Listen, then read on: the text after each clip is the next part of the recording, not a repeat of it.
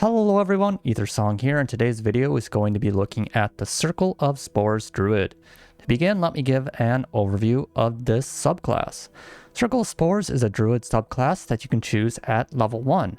It has been recently announced to be coming to Baldur's Gate 3, but has not been added to the game yet. As such, I will be basing certain parts of this overview on Dungeons & Dragons 5th edition. Certain aspects of the class may function differently in the game's release. The Circle of Spore Druid is described as such. Druids of the Circle of Spores find beauty in decay. They see within mold and other fungi the ability to transform lifeless material into abundant, albeit somewhat strange life. These druids believe that life and death are parts of a grand cycle, with one leading to the other and then back again. Death isn't the end of life, but instead a change of state that sees life shift into a new form. Druids of this circle have a complex relationship with the undead. They see nothing inherently wrong with undeath, which they consider to be a companion of life and death. But these druids believe that the natural cycle is healthiest when each segment of it is vibrant and changing. Undead that seek to replace all life with undeath, or that try to avoid passing to a final rest, violate this cycle and must be thwarted. To put it simply, Circle of Spores is something of a mix between a traditional druid and a necromancer, and as such it is a very unique class. Let's look at some of the spells the class gains. Your symbiotic link to fungi and your ability to tap into the cycle of life and death grants you access to certain spells. At 2nd level, you learn the Chill Touch cantrip. At 3rd, 5th, 7th, and 9th level, you gain access to the spells listed for that level in the Circle of Spores spell table. Once you gain access to one of these spells, you always have it prepared, and it doesn't count against the number of spells you can prepare each day.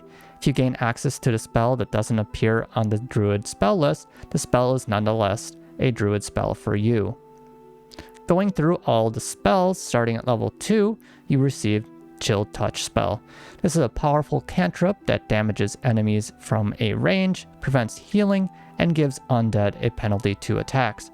At 3rd level, you gain the Blindness Deafness spell, as well as Gentle Repose. The Blindness Deafness spell does as the name suggests and gives you the ability to blind or deafen a foe. The Gentle Repose spell prevents a corpse from decaying or becoming undead. Moving on to level 5, the Animate Dead spell arrives and the fun begins. It allows you to create an undead servant from a corpse. Level 5 also gives you the Gaseous Form spell. It allows you to turn yourself or an ally into a cloud of mist to avoid attacks. At level 7, you get the Blight and Confusion spells. Blight is a powerful spell doing 8d8 necrotic damage. Confusion, as the name suggests, confuses your foes, giving them a chance to move or attack randomly. And then finally, at level 9, you get the Cloud Kill and Contagion spells. Cloud Kill lets you create a deadly poison cloud at a target position, while the Contagion spell puts a disease on an enemy. Overall, many powerful spells to add to the already wide variety of spells you receive for being a druid. Apart from spells, the Spore Druid also has many unique features. To begin, it gets something called Halo of Spores and Symbiotic Entity. Halo of Spores reads, starting at 2nd level, you are surrounded by invisible necrotic spores that are harmless until you unleash them on a creature nearby. When a creature you can see moves into the space within 10 feet of you or starts its turn there, you can use your reaction to deal 1d4 necrotic damage to that creature unless it succeeds on a Constitution saving throw against your spell DC. Necrotic damage increases to 1d6 at 6th level, 1d8 at 10th level, and 1d10 at 14th level, but we only go up to level 12 in Baldur's Gate, so the cap will be most likely at 1d8. This is an easy way to get some free damage against enemies who get near you. Symbiotic Entity is one of the defining traits of this subclass. It reads, also at 2nd level, you gain the ability to channel magic into your spores. As an action, you can expend a use of your Wild Shape feature to awaken those spores, rather than transforming into a beast form. You gain 4 temporary hit points for each level you have in this class. While this feature is active, you gain the following benefits. When you deal your Halo of Spores damage, roll the die a 2nd time and add it to the total. Your melee weapon attacks deal an extra 1d6 necrotic damage to any target they hit. These benefits last for 10 minutes until you lose all these temporary hit points or until you use your wild shape again. Now this feature is a little misleading because it does add damage to your melee attacks. Many players think that the Spore Druid is a melee focused class, but I believe the Spore Druid is rather meant to be played as more of a midline tanky caster. Yes, you can go melee with this Druid, but it's best to keep a little distance if possible. One reason for this is that you will lose Symbiotic Entity if you run out of temporary health, causing you to also lose many of its benefits.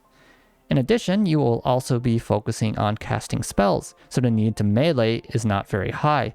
If you do decide to go frontline and bonk some heads, consider using the Shalila cantrip to buff your staff or club.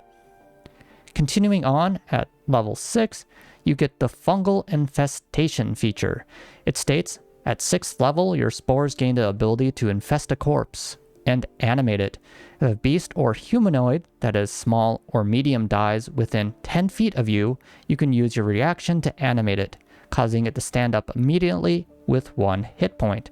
The creature uses the zombie stat block in the monster manual. It remains animate for 1 hour, after which time it collapses and dies.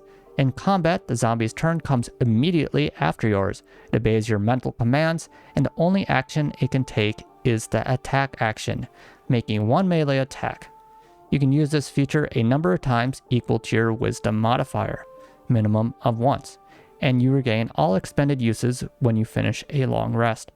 This is a neat thematic ability where the spores that surround you can reanimate the dead in combat, while you also have the Animate Dead spell that can only be used outside of combat. Finally, at level 10, you get the Spread Spores ability. At 10th level, you gain the ability to seed an area with deadly spores.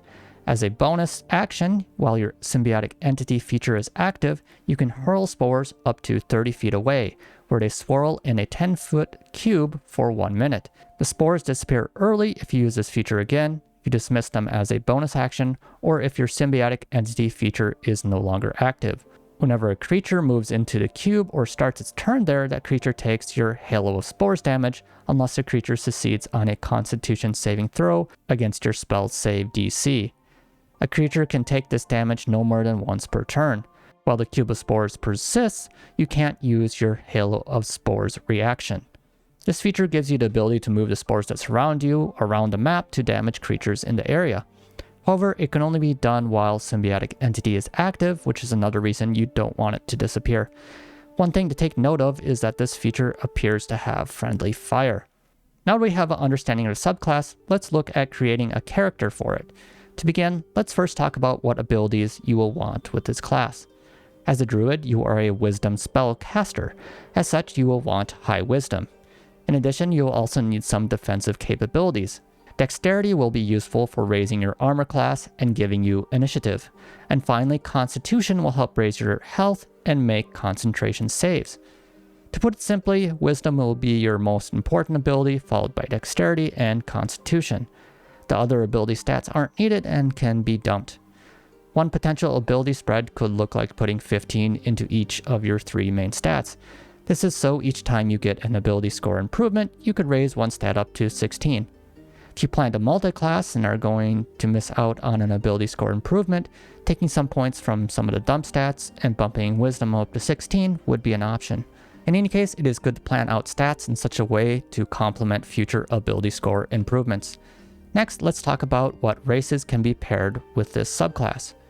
From what I heard recently, Larian will be removing race-locked ability bonuses and let players choose to assign +2 to one ability and +1 to another freely. This will add a lot more player choice to character creation. If this is true, any race should be viable, and assigning +2 to wisdom and +1 to dexterity seems like a good choice. As for myself, I think the Wood Elf is always a great thematic pick to go with the Druid class and has a great base speed and both perception and stealth proficiency. Beyond that, some of the shorter races have some great defensive options at the cost of movement speed. Dwarfs can get the Dwarven Resilience feature and Dwarven Toughness trait, giving them some poison resistance and extra health. Halflings get the Lucky and Brave features, letting them reroll 1s and resist frightening effects. And finally, gnomes get the gnome cunning feature, giving them advantage on some saving throws. But like I said, it seems like all race options will be viable, so choose whatever you think fits your character best. Now let's look at some feats that will be useful for the subclass. First up is Warcaster. This gives you advantage on maintaining concentration for your spells and lets you cast spells as an attack of opportunity. This feat seems like a good fit for Spore Druid since you will be closer to enemies than other casters. Next up is the Resilient feat. This feat lets you increase an ability score by 1 and gives you proficiency for saving throws using that ability. We would take the Resilient Constitution version of this feat. This would not only increase your Constitution, but also improves your Constitution saving throws, such as those used for concentration. If you plan to take this feat, consider adjusting your initial stats accordingly. Finally is Spell Sniper. It doubles the range of your attack spells, lets you ignore partial cover, and gives you a free cantrip.